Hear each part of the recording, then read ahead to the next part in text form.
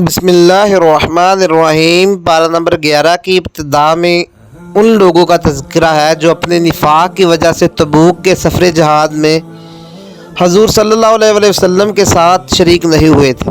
اللہ تعالیٰ فرماتے ہیں کہ جو لوگ عذر بیان کریں گے اور قسمیں کھا کر اپنے آپ کو بے گناہ ثابت کرنے کی کوشش کریں گے، آپ ان کی بات کا اعتبار نہ کریں۔ یہ لوگ چاہیں گے کہ آپ صرف نظر کر کے ان سے راضی ہو جائیں، آپ انہیں ان کے حال پر چھوڑ دیں۔ اگر آپ ان سے راضی ہو بھی گئے تو اللہ ایسے نافرمانوں سے کبھی راضی نہیں ہوں گے۔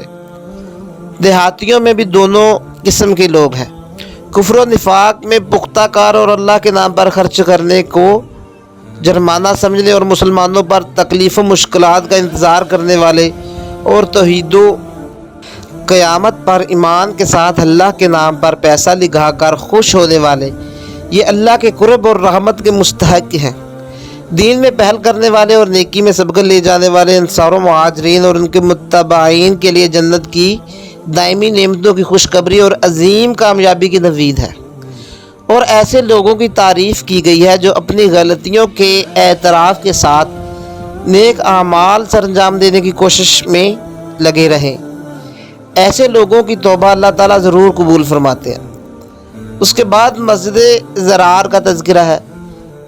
قبا کے مخلص مسلمانوں نے مسجد بنا کر اللہ کی عبادت اور اعمال خیر کی طرح ڈالی تو کافروں نے ان کے مقابلہ میں فتنہ و فساد کے لیے ایک مرکز بنا کر اسے مسجد کا نام دے دیا۔ انہیں خفیہ طور پر عیسائیوں کی سرپرستی حاصل تھی۔ یہ لوگ حضور صلی اللہ علیہ وسلم کو بلا کر افتتاح کرانا چاہتے تھے تاکہ مسلمانوں کی نگاہ میں مسجد مقدس بن جائے، اور وہ در پردہ اس مسجد کے ذریعے مسلمانوں میں انتشار اور فساد پھیلانے کی سازشیں کرتے رہیں۔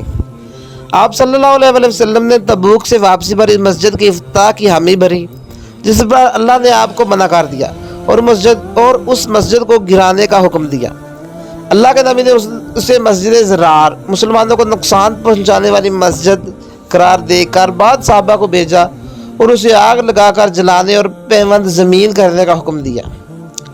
اس سے معلوم ہوا کہ اگر اسلامی معاشرہ میں فتنہ فساد برپا کرنے کے لیے کوئی مسجد بھی تعمیر کی جائے تو اس کا تقدس تسلیم نہیں کیا جائے گا۔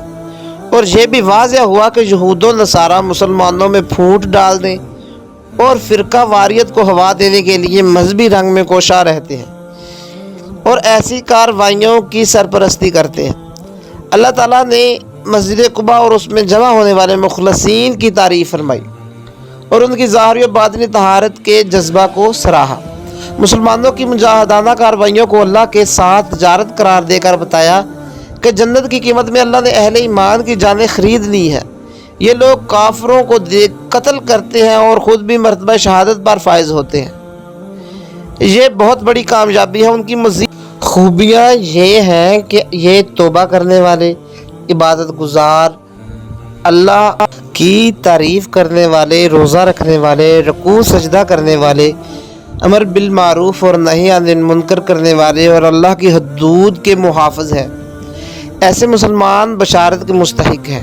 مسلمانوں کو منع کیا ہے کہ مشرکین کے لیے استغفار نہ کریں۔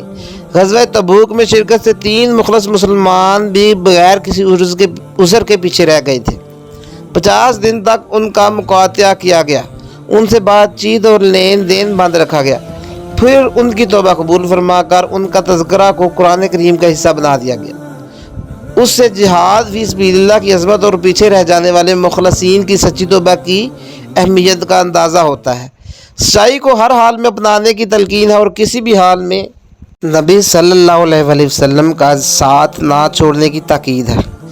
جہاد فی سبیل اللہ کے دوران بھوک، پیاس اور تھکن برداشت کرنے اور مال خرچ کرنے کی فضیلت کا بیان ہے۔ عام حالات میں جہاد کے فرض کفایہ ہونے کا بیان ہے۔ کافروں کے ساتھ مقابلہ میں کسی قسم کی سستی اور نرمی اختیار کرنے کی ممانعت ہے۔ قرآن کریم کی تائید کا بیان ہے کہ اہل ایمان کے ایمان میں اضافہ اور ترقی کا باعث ہے، جبکہ منافقین کی نفاق اور بغض میں اضافہ کرتا ہے۔ سورت کے آخر میں حضور صلی اللہ علیہ وسلم کی عظمت و فضیلت کا بیان ہے کہ وہ عظیم الشان رسول مسلمانوں کی تکلیف سے رنجیدہ ہوتے ہیں اور انہیں فائدہ پہنچانے کے خواہاں رہتے ہیں۔ اللہ کی وحدانیت کے اعلان کے ساتھ ہی عرش عظیم کے رب پر توکل کی تعلیم پر سورت کا اختتام ہوتا ہے۔ آگے سورہ یونس شروع ہو رہی ہے۔ مکی سورت ہے، 109 آیتوں اور 11 رکوع پر مشتمل ہے۔ حروف مقطعات سے آغاز ہے اور قرآن کریم کے حکیمانہ کلام ہونے کا بیان ہے، اور منکرین نے قرآن کی ذہنیت کی نشاندہی کی ہے کہ وہ محض اس لیے اسے تسلیم نہیں کرتے کہ یہ ایک انسان پر کیوں نازل ہوا۔ پھر توحید باری تعالیٰ اور آسمان و زمین میں اس کی قدرت کے مظاہر کا بیان ہے۔ اس کے بعد قیامت کا تذکرہ اور اس بات کی وضاحت ہے کہ دنیا کا سارا نظام ایمان اور اعمال صالحہ والوں کو جزا دینے اور کافروں کو کھولتے ہوئے پانی اور دردناک عذاب کی سزا دینے کے لیے وضع کیا گیا ہے۔ چاند اور سورج، رات اور دن کی روشنی اور ماہ سال کے حساب کے لیے بنائے گئے۔ دن رات کے آنے جانے میں اللہ کی قدرت کی نشانیاں موجود ہیں۔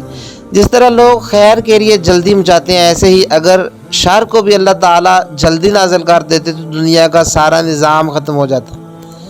اسی وجہ سے اللہ تعالیٰ کافروں پر عذاب اتارنے میں جلدی نہیں کرتے۔ انسان کا مزاج ہے کہ جب تکلیف میں مبتلا ہو تو اٹھتے بیٹھتے اللہ کو یاد کرتا ہے، اور جیسے ہی تکلیف ہٹا دی جائے ویسے ہی اللہ کو بھول جاتا ہے، جیسے کسی مشکل میں کبھی پکارا ہی نہ تھا۔ پہلی قوموں کے گناہوں پر ان کی گرفت کی گئی تھی، پھر اللہ نے تمہیں ان کی جگہ دی تاکہ تمہارے اعمال کو دیکھ کر ان کے مطابق تمہارے مستقبل کا فیصلہ کرے۔ منکرین آخرت کو جب ہماری آیتیں پڑھ کر سنائی جاتی ہیں تو یہ اس میں تبدیلی اور ترمیم و تنسیخ کا مطالبہ کرتے ہیں۔ آپ کہہ دیں کہ یہ تبدیلی میرے اختیار میں نہیں ہے، میں وحی کا پابند ہوں۔ تم دیکھ چکی ہو کہ 40 سال کا طویل عرصہ میں نے تمہیں قرآن نہیں سنایا، کیونکہ اللہ کا حکم نہیں آیا تھا۔ اب سنانے کا حکم آ گیا ہے، اس لیے سنا رہا ہوں۔ میں اپنی طرف اگر کسی قسم کی ترمیم و تنسیخ کرنے لگا تو مجھے بڑے دن کے عذاب کا خطرہ ہے۔ تمہارے معبودان باطل تمہیں کوئی نفع یا نقصان نہیں پہنچا سکتے، نہ ہی اللہ کے سامنے کسی قسم کی سفارش کر سکتے ہیں۔ کفر کے اندھیرے میں تمام لوگ متحد نظر آتے ہیں، جیسے ہی ایمان کی روشنی آتی ہے تو اختلاف کرنے لگ جاتے ہیں۔ جب ہم تکلیف کے بعد انہیں راحت دیتی ہیں تو یہ اپنی فطری کجروی کے باعث شرارتوں پر اتر آتے ہیں۔ آپ انہیں بتا دیجئے کہ ہمارے فرشتے سب کچھ لکھ رہے ہیں اور اللہ بہت جلدی تمہاری بدعملی پر سزا دے سکتے ہیں۔ بحر و بر میں اللہ کے حکم پر تمام نقل و حرکت ہوتی ہے۔ بات بانی کشتیاں ہوا کے زور پر تمہیں منزل مقصود تک لے جائیں تو تم خوش ہوتے ہو اور شرک میں مبتلا رہتے ہو، اور طغیانی میں پھنس کر بعد مخالف کی زد میں آ جائے تو مایوس ہو کر اللہ سے مدد طلب کرنے لگتے ہو۔ جیسے ہی اللہ نجات دیتے ہیں تم پھر شرک میں مبتلا ہو جاتے ہو۔ دنیا کی فانی اور عارضی زندگی کی مثال ایسی ہے جیسے بارش برسے اور کھیتیاں لہلہانے لگیں اور کسان خوش ہونے لگیں۔ اسی اثناء میں کوئی آفت آ کر اسے اس طرح تباہ کر کے رکھ دے کہ جیسے کچھ تھا ہی نہیں۔ غور و فکر کرنے والوں کے لیے ہم ایسی ہی آیات کو واضح کرتے ہیں۔ اللہ جنت کی طرف بلاتے ہیں، نیک و صالح لوگوں کے لیے بہترین بدلہ ان کے چہروں پر ذلت و رسوائی یا کدورت نہیں چھائے گی، اور گناہ گاروں کو ان کے گناہ کا بدلہ ملے گا۔ ان کے چہروں پر ذلت اور سیاہی چھا رہی ہوگی۔ ہم قیامت میں ان سب کو جمع کر کے پوچھیں گے تو یہ اپنے معبودان باطل کا انکار کریں گے، اور ان کے معبود انکار کرتے ہوئے کہیں گے کہ یہ ہماری عبادت نہیں کرتے تھے۔ وہاں ان لوگوں کو اپنے اعمال کے غلط ہونے کا پتہ چل جائے گا۔ پھر اللہ کی قدرت کے دلائل اور ہدایتوں دلالت کے اللہ کی مشیت کے تابع ہونے کا بیان ہے۔ قرآن کریم کی حفاظت کا تذکرہ ہے کہ ایسا کلام کوئی شخص اپنے طور پر گھڑ نہیں سکتا۔ اگر تم میں ہمت ہے تو ایسی ایک صورت ہی بنا کر دکھا دو۔ اگر یہ لوگ جٹلاتے ہیں تو ان پر جبر نہیں کیا جائے گا۔ آپ انہیں کہہ دیجئے کہ تمہارے اعمال کا بدلہ تمہیں ملے گا اور میرے اعمال کا بدلہ مجھے ملے گا۔ اللہ تعالیٰ کسی پر ذرہ برابر بھی ظلم نہیں کرتے۔ ہر قوم کے پاس اللہ کا پیغام پہنچانے والا بھیجا گیا ہے۔ اگر اللہ کا عذاب اچانک آ جائے تو پھر جلدی مچانے والے کیا کریں گے؟ ظالموں سے کہو کہ اب دائمی عذاب کا مزہ چکھ لو۔ یہ لوگ سوال کرتے ہیں کہ کیا یہ سب باتیں سچی ہیں؟ آپ کہیے میرے رب کی قسم یہ تمام برحق اور سچ ہے۔ تم اس عذاب کی ہولناک سے بچنے کے لیے تمام دنیا کے خزانے فدیہ میں دینے کی تمنا کرو گے۔ عذاب دیکھ کر تم پر ندامت چھا جائے گی، مگر اس وقت انصاف کیا جائے گا، کسی پر کوئی ظلم نہیں ہوگا۔ اے انسانوں، تمہارے رب کی طرف سے واعظ و نصیحت کا پیغام آ گیا، اس میں شفا اور ہدایت و رحمت ہے۔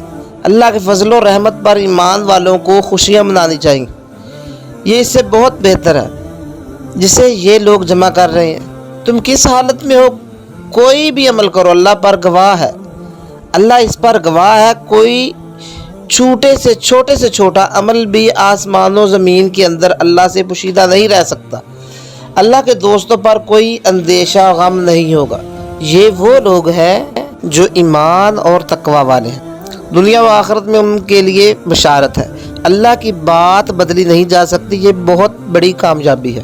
اس کے بعد اللہ کی قدرت کا بیان اور اولاد کے باطلی عقیدہ کی تردید ہے۔ پھر نوح علیہ السلام کے واقعہ کا اختصار کے ساتھ تذکرہ کہ انہوں نے اپنی قوم کے متکبر سرداروں کے مقابلہ میں اللہ پر توکل کیا اور اللہ کا پیغام سنانے کے عوض کوئی تنخواہ طلب نہیں کی۔ اللہ نے انہیں اپنے پیروکاروں کے ساتھ کشتی میں بچا لیا اور مخالفین کو طوفان سے غرق کر کے ابتناک انجام سے دوچار کر دیا۔ پھر موسیٰ و ہارون کو فرعون اور اس کے سرداروں کے پاس بھیجنے کا تذکرہ، انہوں نے متکبرانہ انداز میں جھٹلایا۔ موسیٰ علیہ السلام نے معجزات دکھائے، انہوں نے اسے جادو قرار دے کر مقابلہ کے لیے اس دور کے بڑے جادوگر بلا لیے۔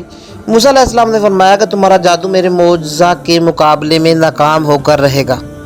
موسیٰ علیہ السلام نے بد دعا کی، جس پر اللہ نے فرعون اور اس کے لشکر کو غرق کرنے کا فیصلہ کر دیا۔ فرعون نے غرق ہوتے وقت کلمہ پڑھا، اللہ نے اسے رد کر دیا کہ زندگی بھر گناہ اور فساد مچا کر اب مرتے وقت ایمان لاتے ہو۔ حالت نزا کا ایمان قبول نہیں۔ البتہ انسانیت کی عبرت کے لیے فرعون کے جسد خاکی کو باقی رکھ کر دنیا کو بتایا گیا کہ اتنا بڑا مقتدر اور متکبر بادشاہ کس طرح بے بس اور ذلت کی موت کا شکار ہوا۔ پھر یونس علیہ السلام اور ان کی قوم کا تذکرہ کہ ان کی نافرمانیوں پر عذاب ہو گیا۔ عذاب کبھی نہیں ٹلتا مگر ان کی الحاح و زاری پر اللہ نے عذاب ٹال دیا۔ کسی کو زبردست اللہ ہدایت نہیں دیتے۔ انسان کی چاہت اور اپنے اندر تبدیلی کا فیصلہ ضروری ہے۔ کفر و شرک سے برات کا اظہار اور دین حنیف پر غیر متزلزل اعتماد کا اعلان کرنے کی تلقین ہے، اور بتایا گیا ہے کہ نفع و نقصان اللہ کے ہاتھ میں۔ ہدایت کا پیغام انسانیت کے لیے آ چکا ہے، جو اسے اختیار کرے گا اپنا نفع کرے گا، اور جو اس سے منکر ہوگا اپنا نقصان کرے گا۔ وحی کی اتباع اور ثابت قدمی کی تلقین پر سورت کا اختتام کیا گیا۔ آگے سورہ ہود شروع ہو رہی ہے، مکی سورت ہے، اس میں 123 آیاتیں اور 10 رکوع ہیں۔ اس سورت میں رسالت کا موضوع مرکزی موضوع کی حیثیت رکھتا ہے۔ دوسرے انبیاء کے علاوہ قوم عاد، ان میں مبعوث کیے گئے نبی حضرت ہود علیہ السلام کا تذکرہ ہے، اس لیے سورہ کا نام ہود رکھا گیا۔ ابتدا میں قرآن کریم کی حقانیت کا بیان ہے کہ یہ مفصل اور پر حکمت کتاب ہے۔ پھر توحید باری تعالیٰ کا بیان اور توبہ استغفار کی تلقین کے ساتھ آخرت کے یوم احتساب کا تذکرہ اور محاسبہ کے عمل کی یاد دہانی ہے، اور اللہ کے علم کی وسعت و شمول کا بیان کہ وہ خفیہ و علانیہ ہر چیز کو جانتا ہے اور سینوں کے تمام بید اسی کے علم میں ہے۔ اس میں اہم پوائنٹس اور عمل کی باتیں یہ ہیں: منافقین کا عذر قابل قبول نہیں، کیونکہ ان کے پاس جہاد میں شرکت نہ کرنے کے صرف بہانے ہیں، حقیقی عذر نہیں۔ تقریباً 82 افراد کے بارے میں ناموں کے ساتھ نبی علیہ السلام کو خبر دی گئی کہ یہ پکے مومن ہیں۔ مہاجر و انصار میں سب سے پہلے سبقت کرنے والے اور اخلاص کے ساتھ ان کی پیروی کرنے والوں کے لیے رضی اللہ عنہم و رضوا عنہ کی خوشخبری ہے۔ ان کے لیے خاص جنتیں ہیں۔ جن کے اعمال صالحہ اور غیر صالحہ ملے جلے ہیں، وہ صدقہ دے کر اپنی تطہیر کروائیں۔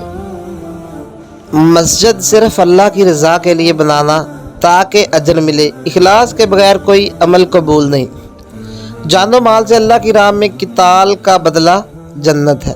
ख़ास मोमन तौबा करने वाले, इबादत करने वाले, अल्लाह की तारीफ़ करने वाले, रोज़ा रखने वाले, सियाहत करने वाले, रुकू सजूद करने वाले, नेकी का हुक्म देने और बुराई से रोकने वाले, हुदूद की हिफाजत करने वाले हैं। 3 सहाबा की सुस्ती दिखाने पर मुआशरती बाइकाट की शक्ल में अल्लाह की गिरफ्त हुई। 50 दिन बाद तौबा कबूल हुई। फ़र्ज़ की अदायगी में कोताही नहीं करनी। नेकी का इल्म, दीन की खिदमत के लिए भी कुछ लोगों को निकलना है। दीन में समझ बूझ हासिल करना और अपने इलाकों में जाकर लोगों को बुरे कामों से बचाने की कोशिश करना और अल्लाह से डरने की तालीम देना है। नबी सल्लल्लाहु अलैहि वसल्लम की तड़प मोमनों के लिए, उनकी तकलीफ़ पर दुखी, हदायत के लिए हरीस और शफीक व मेहरबान थे। अल्लाह पर भरोसा के लिए दुआ, हस्बी अल्लाहु ला इलाहा इल्ला हुवा अलैहि तवक्कलतु व हुवा रब्बुल अर्शिल अज़ीम। अल्लाह के यहाँ ऐसे किसी सिफारिश का वजूद नहीं जिसे नफ़ा नुकसान का मालिक समझकर दुआएं की जाती हैं। कुरान का इल्म और इस पर अमल मोमिनीन के लिए तमाम बीमारियों से शिफा है, इसलिए किताबुल्लाह से इलाज करना है। कुरान का मिलना अल्लाह का फजल, रहमत और हर नेमत से बेहतर है, इसलिए इस पर खुश होना है। औलिया अल्लाह की खातिर एक दूसरे से मोहब्बत करने वाले, खौफ व गम से बेनियाज लोग होते हैं। जादू कुरान का मुकाबला नहीं कर सकता, क्योंकि कुरान हक और जादू बातिल है। मौत के वक़्त का इस्लाम कबूल नहीं। फ़िरऔन ने डूबते हुए इकरार किया, मगर कहाँ गया? क्या अब फ़िरऔन के बदन को बचाकर बाद में आने वालों के लिए इबरत की मिसाल बना दिया गया।